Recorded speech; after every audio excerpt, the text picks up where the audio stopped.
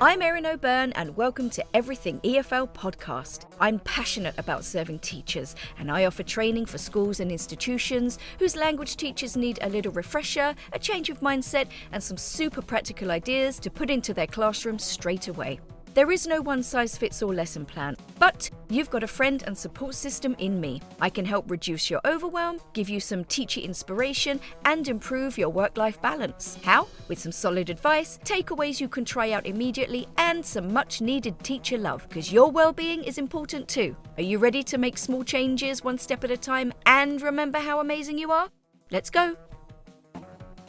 Hello, you gorgeous teacher. If you're one of my lovely regular listeners, welcome back. If you're brand new to Everything EFL podcast, you are most welcome and I hope you stick around. When I did my teacher training qualification a long time ago now, I learnt a lot of things in a very short space of time.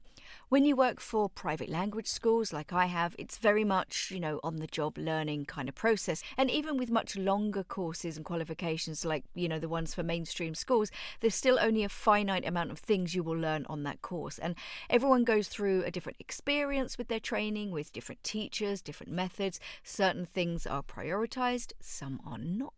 But I think a lot of the stuff that is prioritised is definitely the less emotional stuff and the more practical stuff. So, you might, for example, learn how to teach grammar, but there's always a time pressure, but there's a lot of stuff that it really does surprise me that's left out. Now, of course, I have my own ideas, which we will get to, but I asked my lovely LinkedIn universe what they wish they had been taught during training.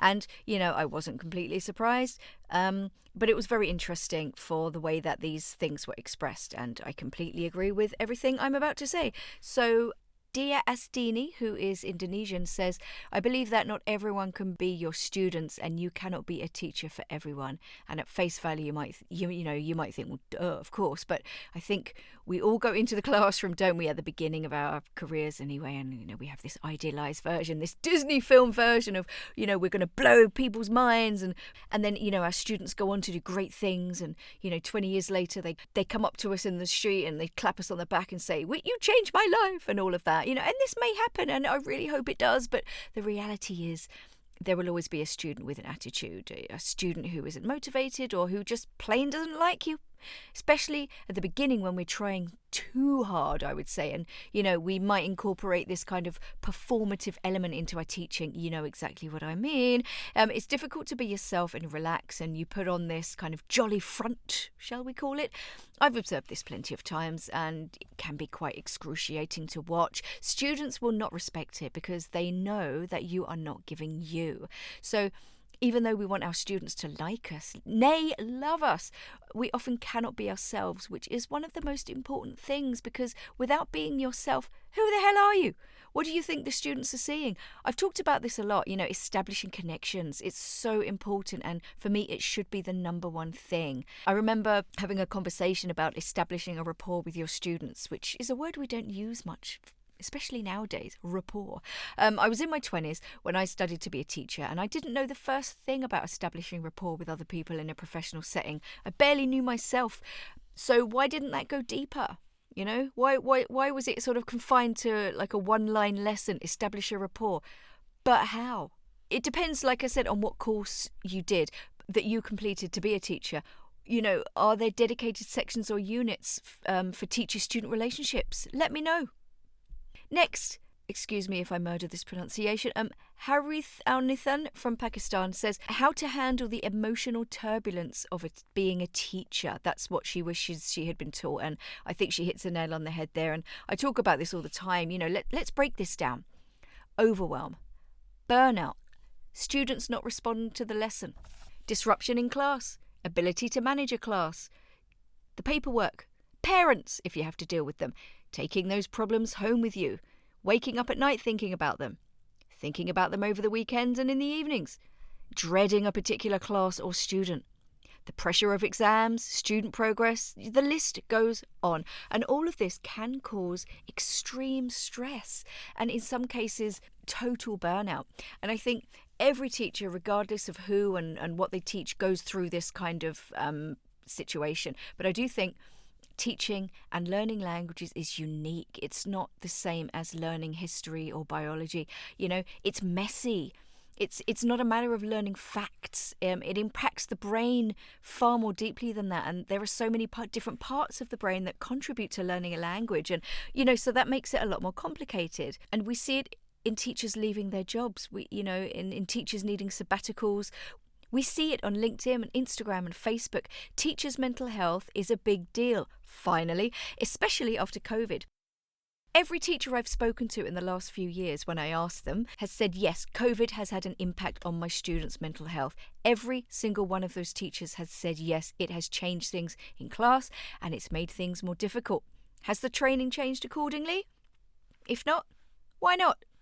Things are different now in a post-COVID world. Kids and teenagers especially have, anxiety, which is through the roof. And if it's not COVID, it's phone addiction. The way our brains work seems to be changing, and this can cause a lot of strain on the teacher. I defy anyone listening to this to say they've never brought their work home with them in some kind of way, or I'm thinking or I'm stressing about a particular class or student or lesson, even if it's, I don't really know what I'm going to do tomorrow. How can I make this interesting? We need so many tools to deal with these things so we're more able to tackle these issues head on as we go into the classroom. And, there's also a multitude of other things on this list. It's just a brainstorm. There's also a multitude of other things on this wish list. This is just a brainstorm. I don't know how every teaching course works, but here are some things that, I've learned from other teachers, and I'm wondering if it's the same for you. So please, I'm really interested in what training you actually had, given the following things. Remember, I'm speaking from the perspective of someone who learnt to teach specifically for a private language school setting rather than a mainstream institution. Mixed abilities in class. Now, that goes beyond false finishers, give them another task to do or pair weaker and stronger students. Neurodivergence, this is a huge issue, especially now more students are getting diagnosed, especially in mainstream education. Some of you are lucky enough to have special educational assistants in class, and some of you are not. I can't even imagine this situation for teachers and students who are not adequately supported, and in some places who are not even diagnosed at an early stage. Student confidence. Again, without confidence, students will not participate. They will not make mistakes and not feel bad about it. They won't feel, judged. I've said this a million times. Go back and listen to my episodes on these topics. But without knowing how to slowly and gradually build your students' confidence, you're only going to get a certain amount out of them. And here's something else teachers struggle with. They constantly think they're not good enough or they're not doing a good enough job, but nobody tells us that's going to happen. But practically every teacher I've ever met has had this issue. So student confidence and teachers' confidence is important. Do you have a good support network? A lot of teachers don't. You'd be amazed, honestly. My advice would be, if your management isn't supporting you, find support with other teachers. If your staff environment isn't conducive to easily setting up a support network, is there maybe one teacher you can rely on to be your support?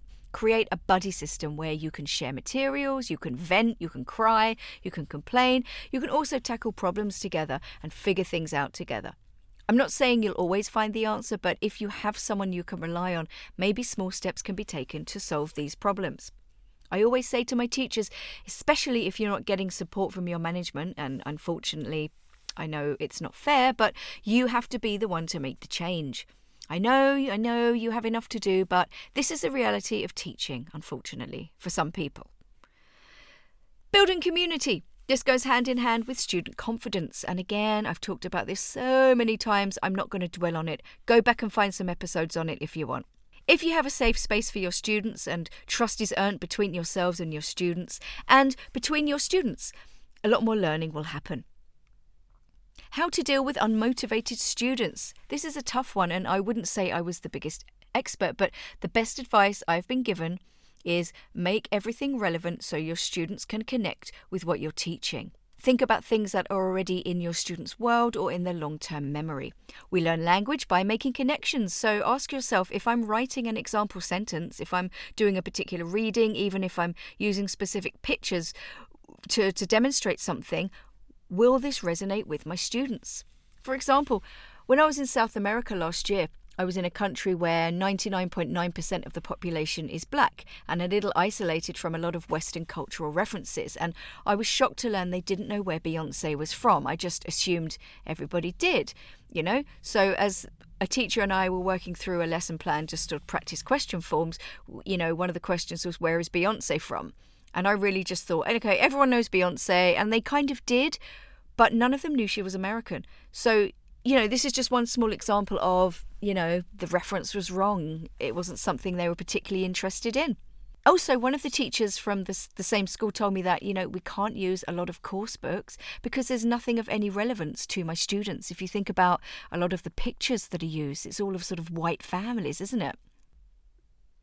Another thing is how to incorporate other materials not from the book, and that it's perfectly okay to do that.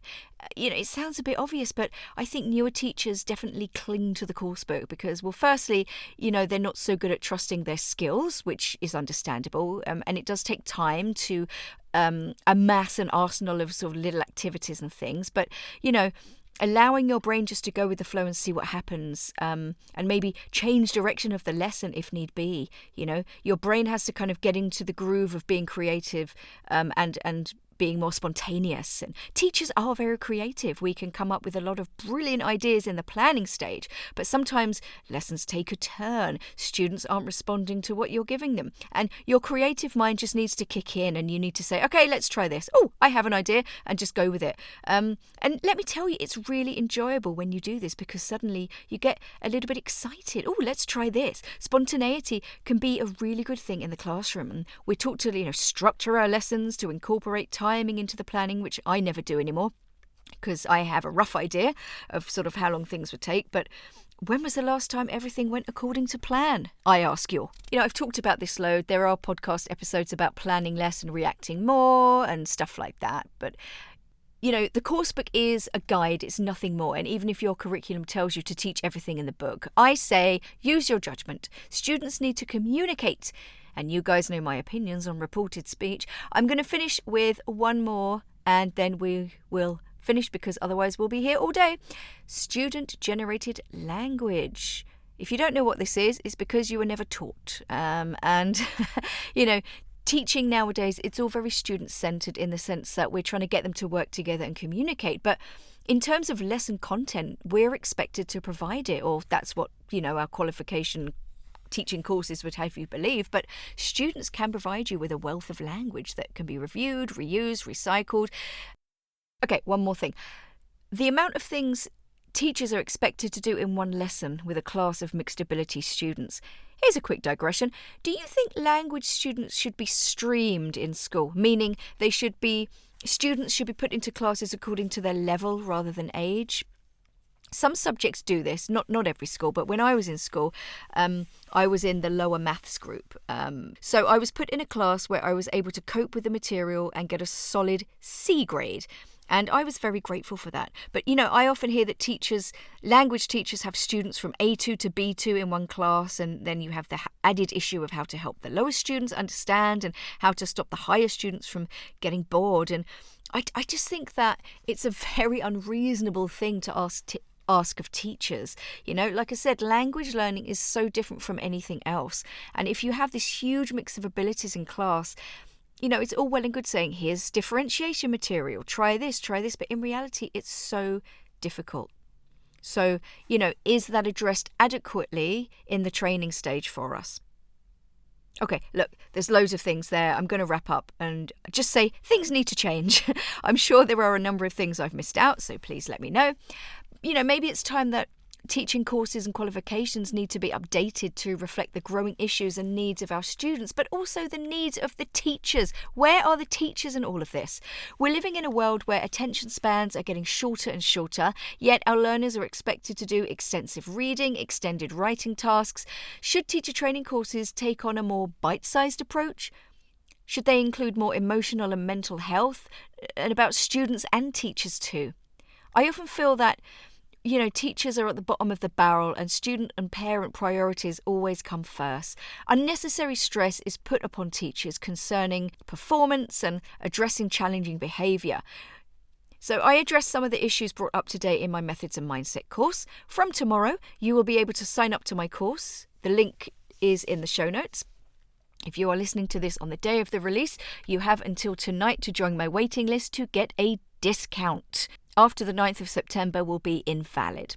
The price will be relatively low for sign-ups, but even lower for the people on the waiting list, because this is the first time I'm doing this course, so the prices will never be the same again. They will go up the next time I do this course. We talk a lot about the emotional turbulence of being a teacher, mindfulness, community, not using the textbook, among other things, a few things in each session. There will be just a few things in each session so that you don't get overwhelmed and you can implement them immediately. And you also get the chance to talk to other teachers, express your opinion, and workshop some ideas together. I'm so excited. I cannot wait to share this course with you. It's a long time coming, and it's a combination of years of talking to teachers, listening to teachers, figuring out what they need, figuring out what works in a practical, real-world sense, keeping the information to a minimum so that you will be motivated enough to the point where, you can implement the ideas that you learn immediately. If you don't fancy signing up to that, that's absolutely fine. If you just want to talk, if you have a question, my details are in the show notes. I'm always happy to hear from you. If you haven't already subscribed to Everything EFL Podcast, what are you doing? Hit that subscribe button. Also, if you like my podcast, give me a 5-star review on Spotify or iTunes. It pushes me up the list and gives me more exposure. Feel free to tell your colleagues as well. That always helps, word of mouth. Also, you can join my Breathe Easy Teacher newsletter where I give you just a little bit of advice or a tip or, just even a little pep talk to help you remember how amazing you are, or just a little something that you can do in your very next class. It's also a way to contact me if you need help. I'm always here to serve you. I love talking to you, and I love, love, love helping you. So until next time, look after yourself, have a safe and peaceful week, and share the love. Bye.